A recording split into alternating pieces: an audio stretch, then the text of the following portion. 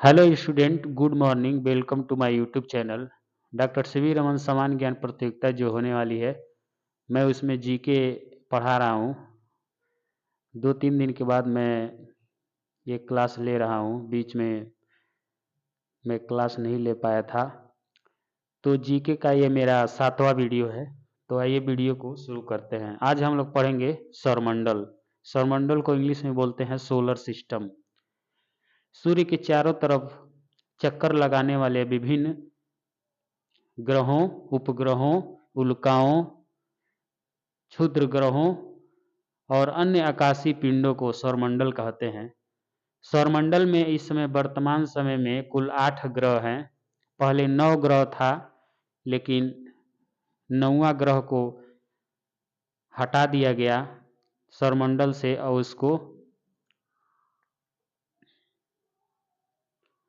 जो ग्रह हटाया गया था उसका नाम था प्लूटो, यम। तो इस समय वर्तमान समय में कुल कितने ग्रह हैं? 8। ऑप्शन में दिया रहेगा 7, 6, 8, 9, तो आप मारेंगे 8 वाले पे, क्योंकि इस समय वर्तमान में सौरमंडल में कुल कितने ग्रह हैं? 8 हैं। उसके बाद से आपसे क्वेश्चन पूछा जा सकता है कि सबसे छोटा ग्रह कौन सा है? ये जो 8 ग्रह हैं, बुध, शुक्र, पृथ्वी, मंगल, बृहस्पति, शनि, अरुण, वरुण, यम। इस 8 ग्रहों में सबसे छोटा ग्रह कौन सा है? बुध है। बुध को इंग्लिश में बोलते हैं मरकरी। सबसे बड़ा ग्रह कौन सा है? सौरमंडल में सबसे बड़ा ग्रह है बृहस्पति, तो इसको इंग्लिश में बोलते हैं जुपिटर। उसके बाद से सूर्य के सबसे नजदीक ग्रह कौन सा है?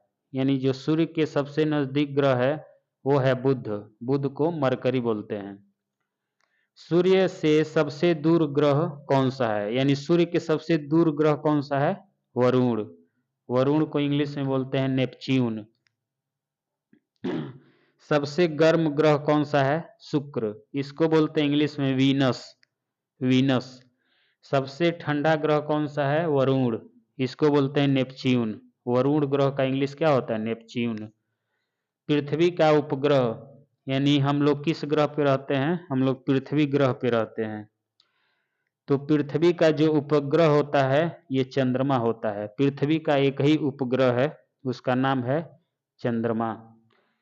सूर्य में जो मुख्य रूप से गैस होती हैं, जो सूर्य होता है वह एक आग का गोला होता है। उसमें मुख्य रूप से कौन कौन सी गैस पाई जाती हैं? अगर क्वेश्चन पूछ दे सूर्य में मुख्य रूप से कौन कौन सी गैस पाई जाती हैं, तो हाइड्रोजन और हीलियम। अन्य गैसें भी होती हैं लेकिन कम मात्रा में होती हैं। सबसे अधिक जो होता है हाइड्रोजन होता है। हाइड्रोजन का प्रतीक होता है एच। हाइड्रोजन को हम एच से दर्शाते हैं। और हाइड्रोजन कितना परसेंट होता है? 71%, 71%। उसके बाद से हीलियम, दूसरा गैस है हीलियम। हीलियम को हम लिखते हैं एच ई से। इसका सिंबल क्या है? H E. इसका परसेंटेज कितना है?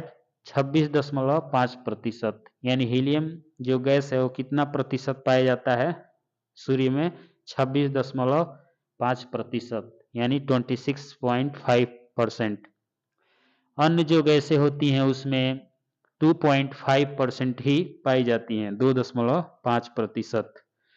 तो आपसे पूछे कि सूर्य में मुख्य रूप से कौन कौन सी गैसें पाई जाती है, तो ऑप्शन में ये दो दिया रहेगा, हाइड्रोजन और हीलियम।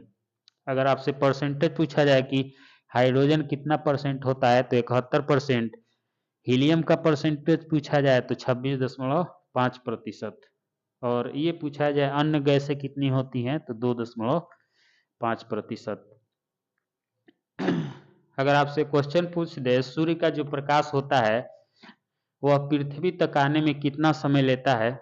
सूर्य का प्रकाश पृथ्वी पर आने में कितने समय में सूर्य का प्रकाश पहुंच जाता है? तो पहुंचता है 8 मिनट 16 सेकेंड में। कितने में? 8 मिनट 16 सेकेंड। सूर्य का जो प्रकाश है पृथ्वी पर आने में कितना समय लेता है? 8 मिनट 16 सेकेंड। इसको ऐसे भी लिखा जा सकता है 8.16 मिनट। ऑप्शन में ऐसे भी रह सकता है, या ऐसे भी रह सकता है 8 मिनट 16 सेकेंड। उसके बाद से पूछा जाएगा कि जो चंद्रमा का प्रकाश है वह पृथ्वी पर आने में कितना समय लेता है, तो 1.3 सेकंड लगता है। 1.3 सेकंड, यानी चंद्रमा का प्रकाश पृथ्वी पर आने में कितना समय लेता है, 1.3 सेकंड, यानी बहुत कम समय में चंद्रमा का प्रकाश हमारे पृथ्वी पर आ जाता है। लेकिन सूर्य का प्रकाश पृथ्वी पर आने में 8 मिनट 16 सेकंड लगा देता है। अगर आपसे पूछ दे कि नीला ग्रह किसको कहते हैं, नीला ग्रह, नीला ग्रह, तो नीला ग्रह कहते हैं जिस ग्रह पे हम लोग रहते हैं, यानी हम लोग किस ग्रह पे रहते हैं, पृथ्वी पर। यानी जो 8 ग्रह हैं सौरमंडल में, इस पूरे 8 ग्रहों में जो पृथ्वी एक ऐसा ग्रह है जिसपे जीवन संभव है, यानी जीव मनुष्य रह सकते हैं। यानी हम लोग पृथ्वी ग्रह पे रहते हैं, इसीलिए पृथ्वी को ही नीला ग्रह कहा जाता है।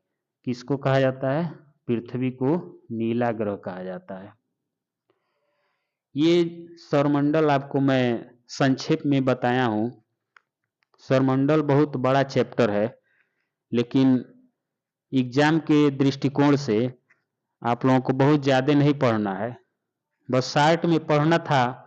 मैं आपको शार्ट में पढ़ा दिया हूँ। सौरमंडल में अगर इतना आप पढ़ लेते हैं तो 1 से 2 क्वेश्चन 100% आपको मिल जाएंगे जो डॉक्टर सीवी रमन समान ज्ञान प्रतियोगिता होगी। तो इस पूरे क्वेश्चन को आप कॉपी में नोट बना लीजिए और इसको तैयार कर लीजिए। निश्चित ही 1 से 2 प्रश्न सौरमंडल से पूछा जाएगा, और जो मैं पढ़ाया हूँ इसी से आपको 1 से 2 क्वेश्चन मिल जाएंगे। तो मैं उम्मीद करता हूँ कि ये वीडियो आप लोगों को अच्छा लगा होगा। अगर अच्छा लगा हो तो मेरे वीडियो को लाइक ज़रूर कर दीजिए, साथ ही साथ मेरे चैनल को सब्सक्राइब अवश्य कर लीजिए, जिससे मैं जो भी वीडियो डालूँ आपके पास नोटिफिकेशन पहुंच जाए। तो चलिए मैं मिलता हूँ जीके के 8वें वीडियो में, तब तक के लिए जय हिंद।